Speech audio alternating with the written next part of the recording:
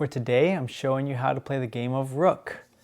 4 players, and I'll be using a unique deck of 57 cards called Candy Coloreds, which use gold, lime, pink, and purple for the colors.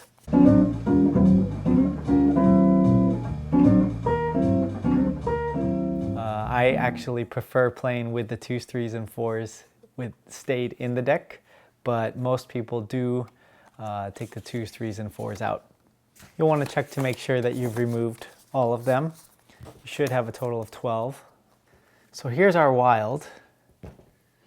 It's the 57 cards logo. It's not your traditional Rook, but it is our wild card. So that's what we would consider the bird in this deck. So I will be demonstrating how to play Rook with 4 players. What it turns out to be is 2 versus 2 when you're playing 4-player Rook. You start off with the deal. You deal out all the cards in the deck, but you'll also want to create what's called a kitty pile, which has 5 cards in it. I like to randomly put out a card as I'm dealing. Just makes it kind of fun to mix it up. So then each player will end up with 10 cards in their hand, and there will be 5 cards in the kitty that each player is going to be bidding for when the game begins. Initially, you'll want to sort your hand by color and number.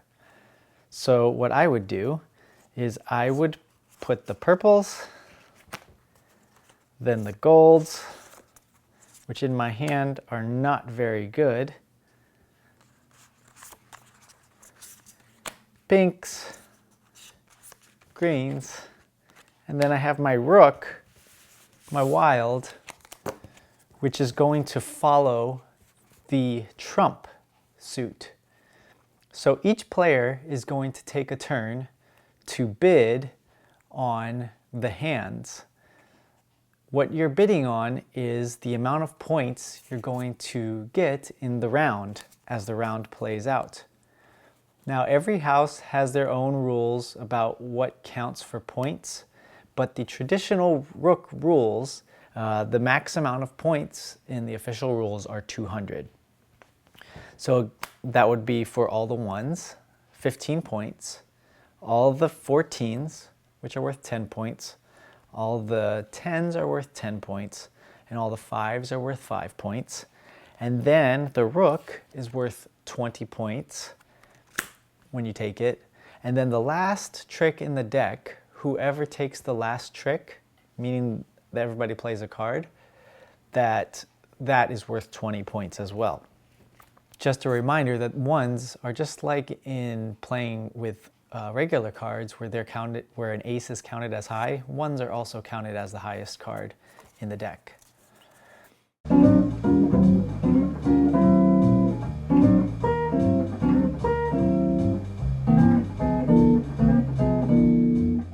Let's go ahead and go through a bidding. Let's say this person starts out with a bid of 120. The second person tells their partner that they also potentially could take the bid. They say 125. You have to at least jump by 5 points over the previous bidder. This hand over here, they are not too happy where they're at. They may bid once just because they have a pretty strong green, and they could be okay to survive with green, but the rest of their holding are not very strong.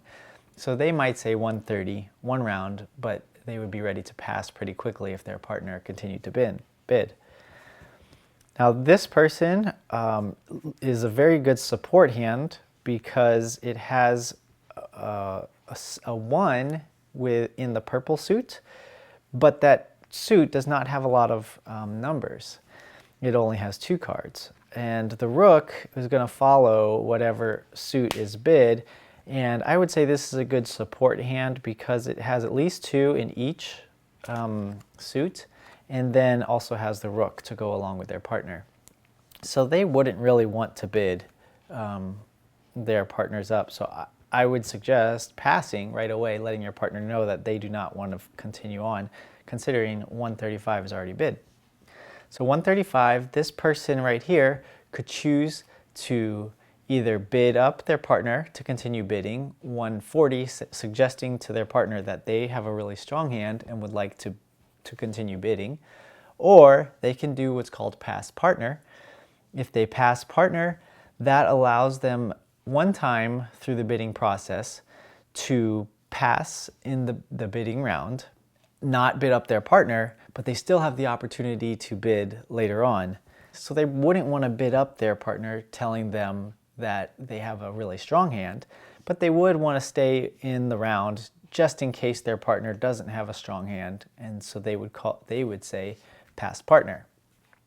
Now this person has already known that their partner across from them has passed, so they want to essentially push the envelope for these other two over here. They do not want them to get their bid for as low as possible. If they get their bid for a low amount, it makes it easier for them to succeed in making that bid. So if they were to bid, if they're, say, 135, all they have to do is get 135 points throughout the round. 5 cards are available, and 5 cards can make a big difference in someone's hands.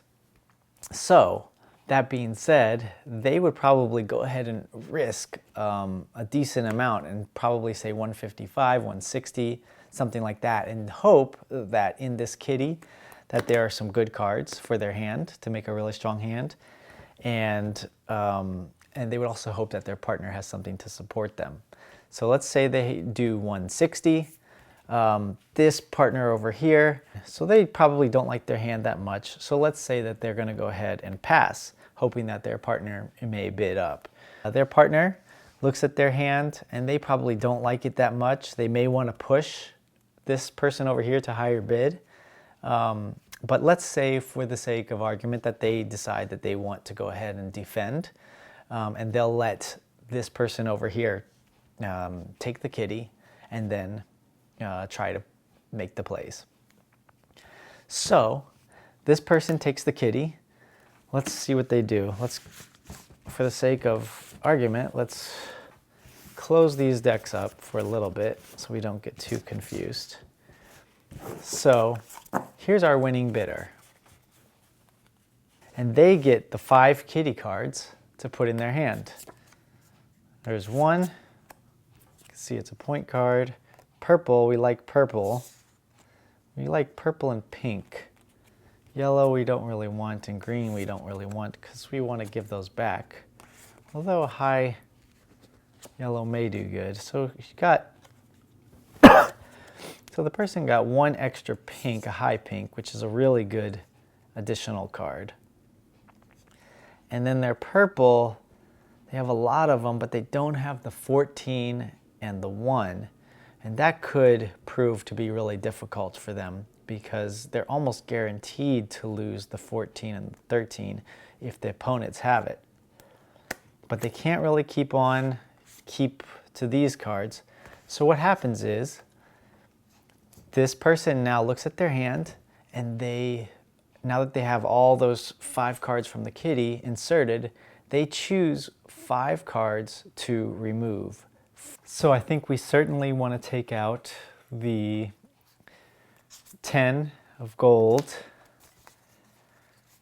We could potentially keep, if we're going to keep the 14 of gold, we want to make sure that we at least keep the 13. We can't keep just one of them. So either we dump both of these two, or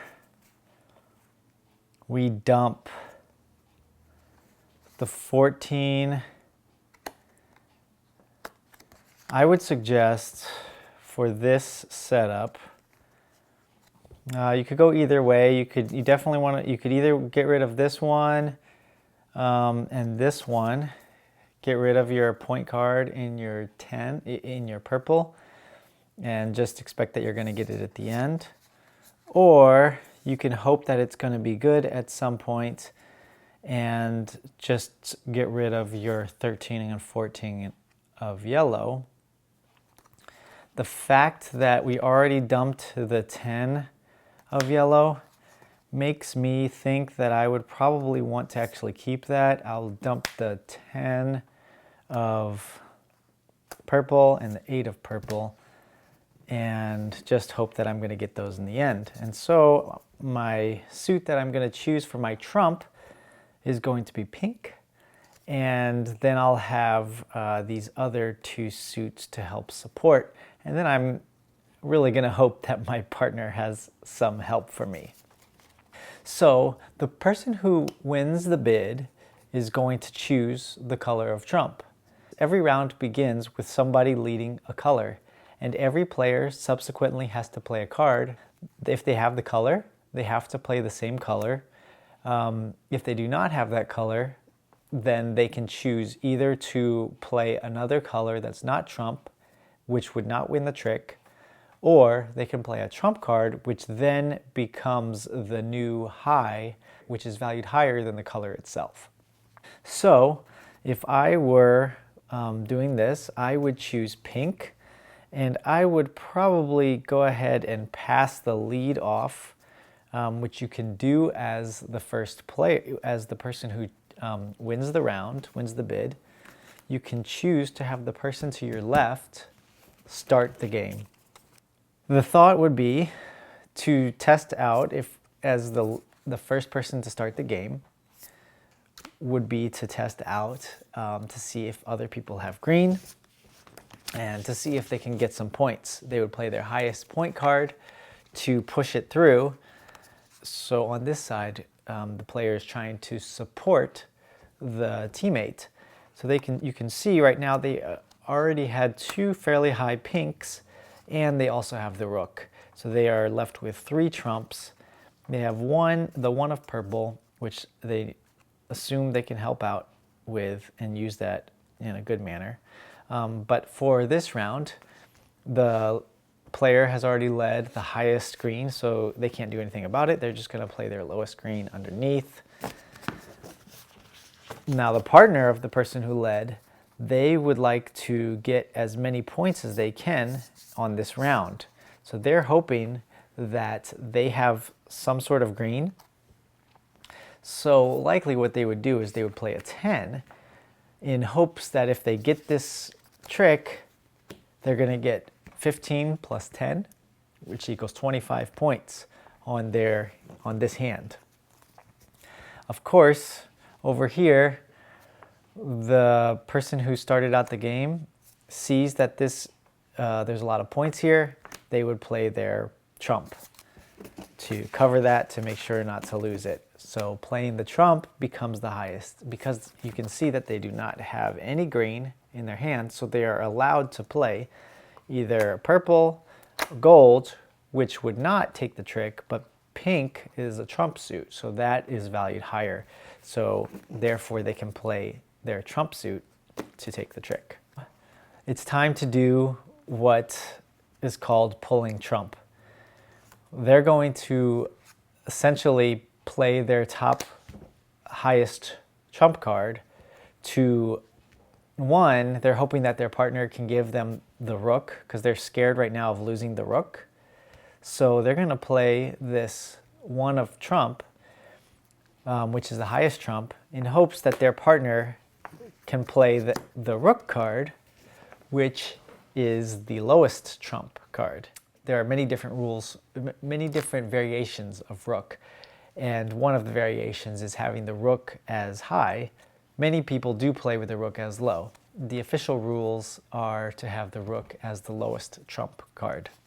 The player over here who is defending, obviously they don't want to give points, but they are forced to because the only 2 cards they have are the 10 and the 14 of pink.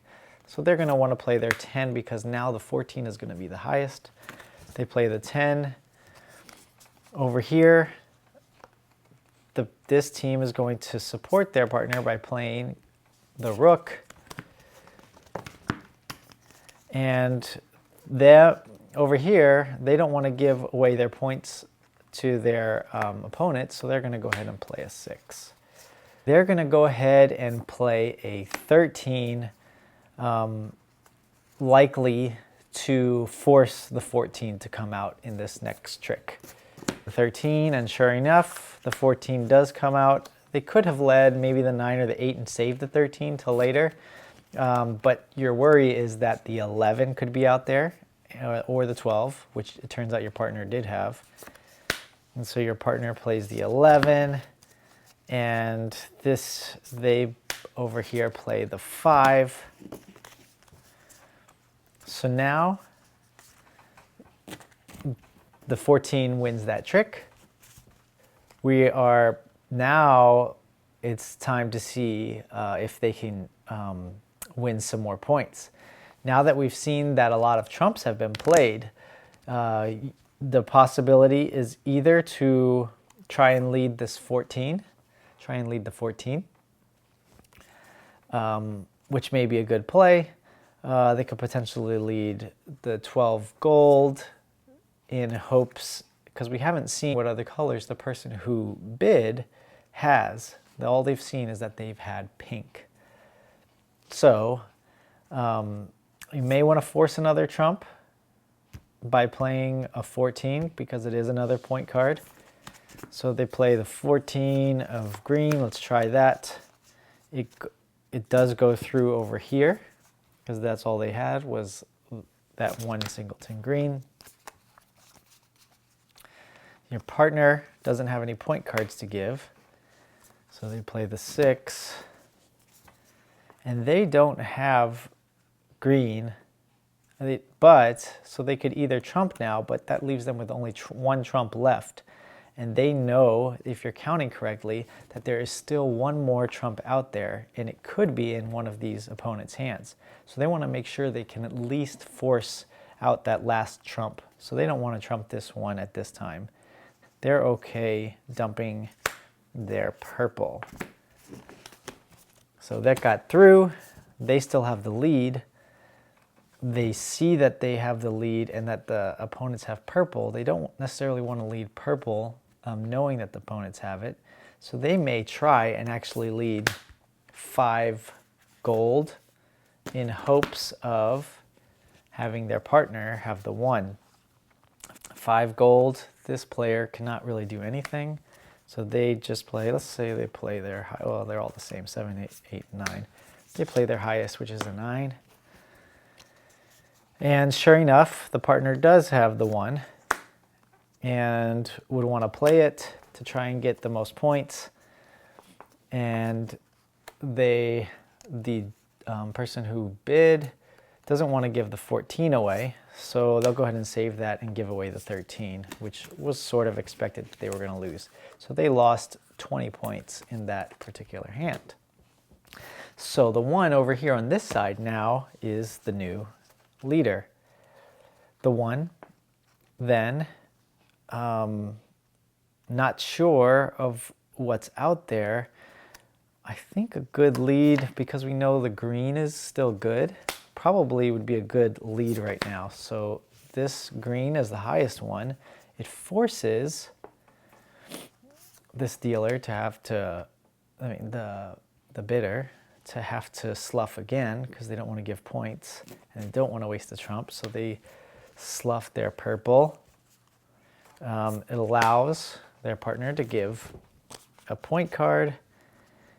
But now the interesting thing is this player, who has the highest trump left, may or may not want to save this trump right now, or may want to help their partner out by trumping in, because they no longer have greens. They can trump in, and then they can play their purple 1, and that would they would only be willing to do this if they were fairly certain that their partner started out with 5 pinks. Now this is, again, we're getting into a little advanced strategy here. Just because I know all the hands, I happen to know that this is the right play, so it may be swaying my decision, but let me just play like I was an advanced player for the day, and that I really was fairly certain that my partner had the last 2 pinks and didn't bid with only 4 pinks. So I go ahead and play my trump to help my partner out. And I take this trick. For 1, it saves a 5. In addition, it allows me to play this purple one, which I know my partner has already been sluffing purples. So it allows them to play another purple. So they're going to want to save this. Defender is going to want to save their 14, which is now going to be good, except that this partner no longer has any more purple. So after this play, so they follow suit, and over here as well follow suit. The 1 goes through, so this player still has the lead, and all they have is purple and 2 golds. It turns out it doesn't matter what is played because that player over there is ultimately going to win in either manner. For the sake of how I think I might play, I suspect I would probably play the purple, again knowing that, well, they played the 13 last. Yeah, they may or may not have the 14, because I know the 14 is still out there. And it turns out that this player has it, and he's excited, thinking he's going to get 10 more points. But at this time, they're going to, now that they know they have the last 2 trumps, they're going to go ahead and play their trump. And he has to follow suit with purple. This is going to be, and then he knows he also has the highest gold left. Leads gold. Everybody follows the gold color. And then he plays his last trump. No one else has trump, so everyone plays their hand, and the last trump wins. That was essentially one round. One round consists of 10 tricks. All 10 cards are played. The 5 points in the kitty, the 5 cards in the kitty go with the last trick. So that last trick that was taken by the bidder was worth 20 points itself, but it also was worth an extra 20 points from that were in the kitty, because the kitty also goes. Let's count our cards from our opponents. Here's 20, 30, 40, 45. So they got 155. And they got 45, which, if we recall our bids, if the bid was 160, they did not make their bid.